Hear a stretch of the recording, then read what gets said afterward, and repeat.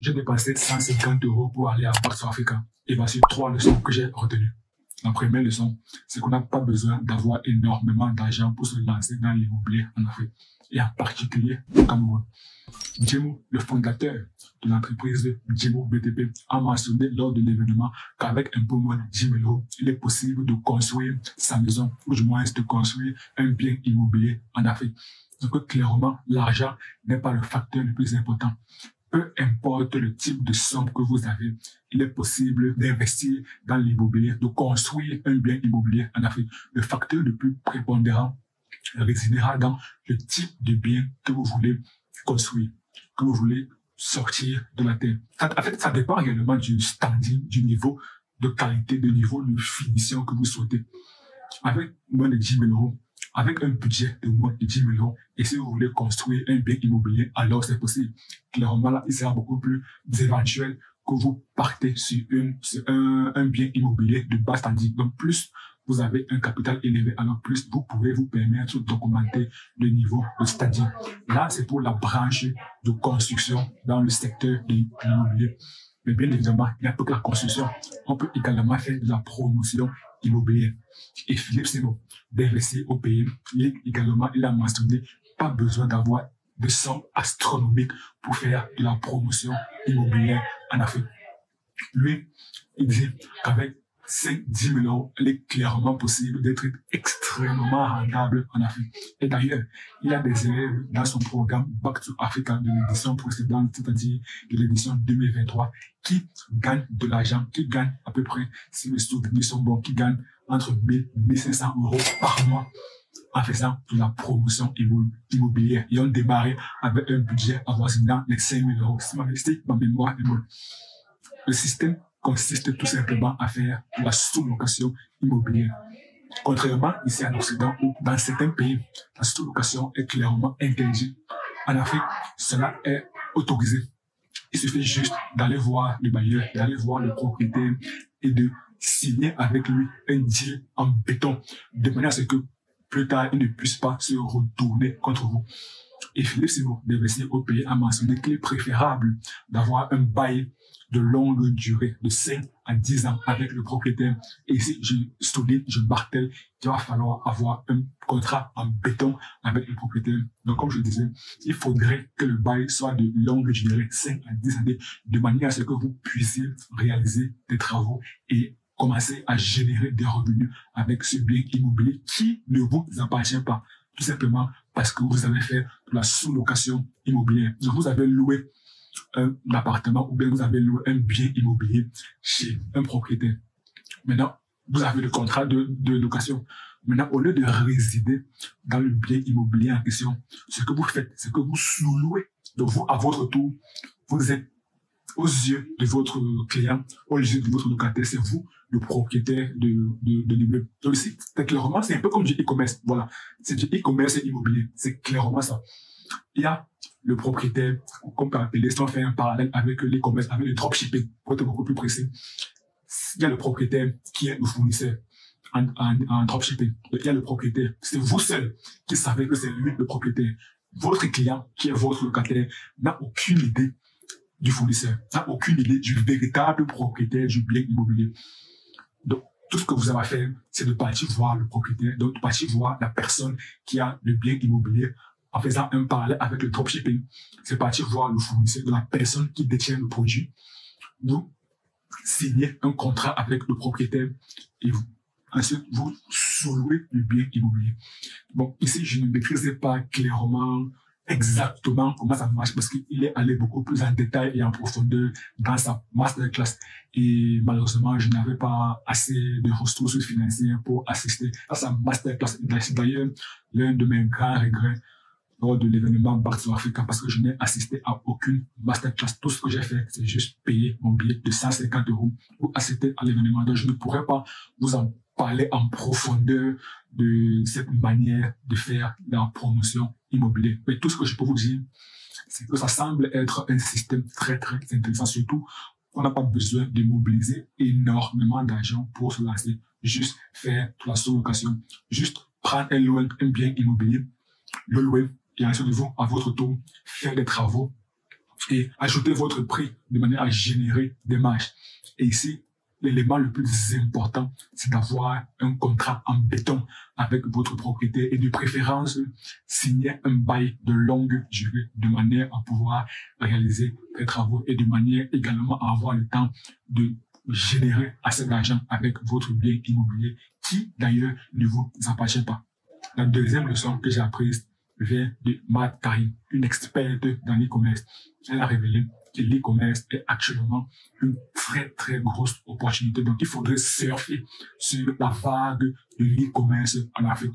D'ailleurs, les chiffres prévoient qu'en 2025, soit un peu moins d'un an, il y aura plus de 500 millions de consommateurs en ligne.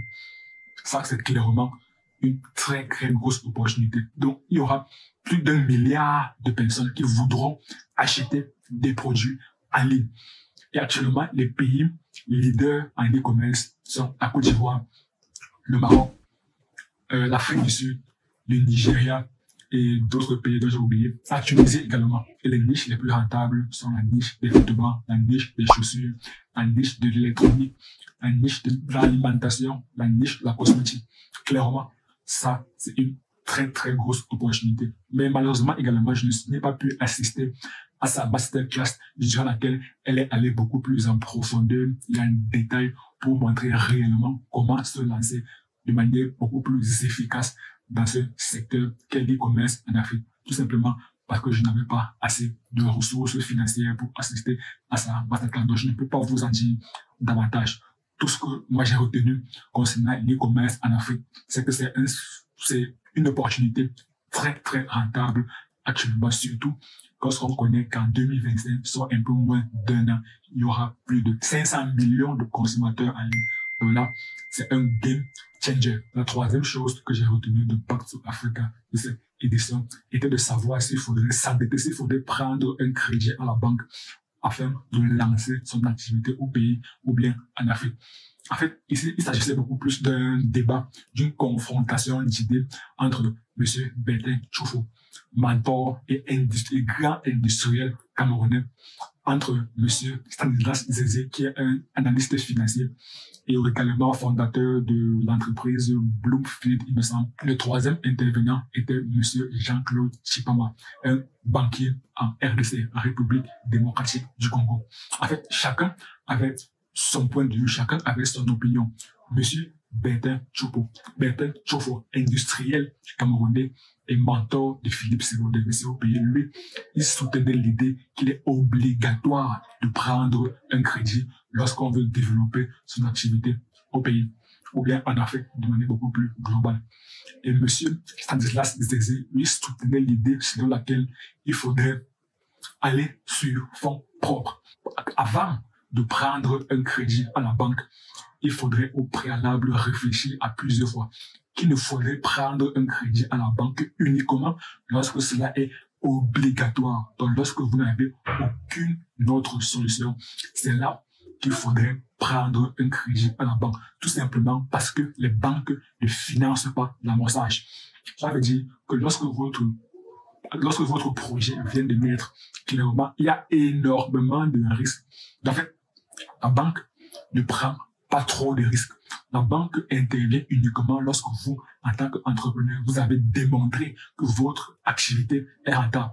D'ailleurs, même M. Bertin Tchoufou, il avait mentionné que lorsque la banque a décidé d'investir dans ton projet, alors clairement, à minimum 50%, ton projet a beaucoup plus de chances de fonctionner. Parce que la banque étudie ton dossier. La banque a une vision d'ensemble, a une vision 360 degrés sur ton projet, concernant tout l'environnement économique, l'environnement politique, bref, concernant tout l'environnement qui est lié à ton projet. Donc, si la banque a donné un accord favorable à ton projet, a décidé de te prêter de l'argent pour développer ton activité, alors il est fort probable que ton projet va fonctionner, tout simplement parce que la banque, généralement, ne prend pas trop de risques. La banque intervient uniquement lorsque tu as réussi à démontrer que ton activité, que ton business est viable.